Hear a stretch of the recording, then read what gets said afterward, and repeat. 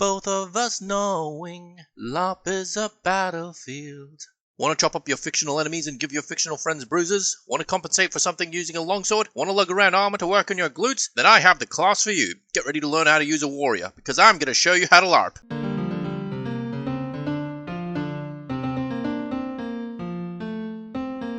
Not all LARPs use a class system, but the idea of a warrior in a fantasy-based LARP is common enough that you should be able to play one in one form or another. All warriors hit things with sharp or blunt objects, sure, but there are so many different flavors of stabbing and smashings. You can have a screaming barbarian, loyal knights, or showy gladiators, just to name a few. For the most part, every warrior will be judged on their martial skills, and the different weapons they choose will determine how you fight. Generally speaking, unless you're playing in a full contact hardcore system, the way your weapon works in LARP will never approach anything you see in real life. For example, in real life, kicking someone in the balls, disarming them, or tackling a heavily armored opponent to the ground before stabbing them in an exposed area is a great way to win a fight. In most LARPs, however, you can't do that, since there's a chance you'll either end up actually hurting the other player or damaging your weapons and equipment. Keep in mind we're assuming we're using LARP-safe equipment, stuff made out of foam and such. Why is foam so expensive? To that end, unless there's a specific rule in your LARP that says otherwise, axes suck. Unlike the sword, which has decent reach and a guard for tiny little fingers, the main advantage of an axe in real life is its striking power, something that's not really accounted for in the LARP. Spears are good in real life since you outrange most melee fighters, and one or two stabs is enough to take anyone down. However, in a LARP where HP exists, people with enough hit points can just keep advancing after taking a couple hits and get in real close, making the point of a spear useless. Sure, they might work in a team-based setting where your allies can stop enemies from reaching inside your guard, but like I said earlier, unless the rules say they do extra damage, there's basically no point in using them in a one-on-one fight. Then you have shields. In real life, shields can be broken and worked around due to their weight. A foam shield in LARP is light, and once again, assuming your LARP doesn't have a specific rule for them,